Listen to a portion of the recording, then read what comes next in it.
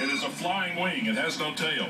It was the Northrop Corporation designed one of these type of aircraft right at the end of World War II, and they couldn't fly it. It was too complicated to fly. But with the evolution of the avionics and the computer systems, we now have this airplane, and it is built for stealth, and it is absolutely invisible, almost invisible on radar. Here it is right here coming at you. See, the engines are on top.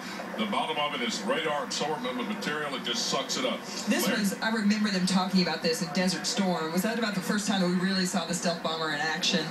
And it seemed just so incredible that they would have this Teflon plane. Well, one of the term stealth fighter and stealth bomber, the stealth fighter was the F-117. That was the one that was used that you're talking about. Okay, it's a smaller airplane. It was it would carry a few bombs. This is designed to do the real thing.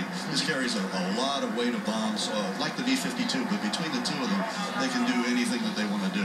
This particular airplane, he was talking about the Northrop design, the flying wing that actually flew, but back at the end of World War II, there were two German brothers that had designed one that looks almost exactly like this. Really? Yeah, the design was used, and they built gliders that flew tailless airplanes, was the idea. And for its stealth, getting rid of that tail sticking up like that gets rid of a lot of the radar signatures. So this thing appears to be almost invisible on radar. It looks like a kite just kind of sailing in.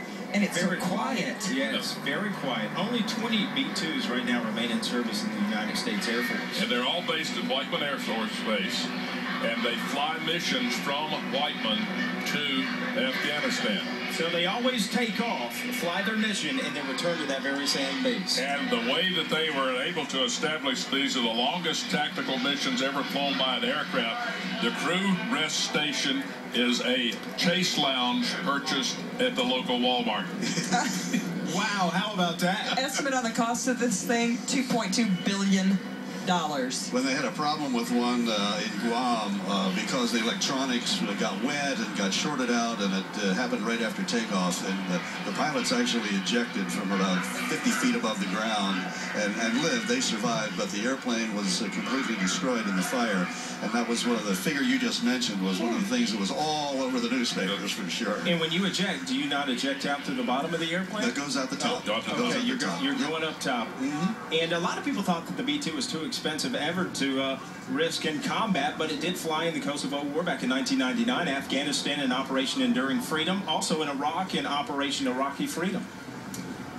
And it has an incredible look, and as it went by, we didn't even hear it. Made no noise as we went by. I mean, it really is remarkable. So neat, an airplane that you never forget. Right. We have more of Thunder on WDRB straight ahead. Stay with us. We'll be right back.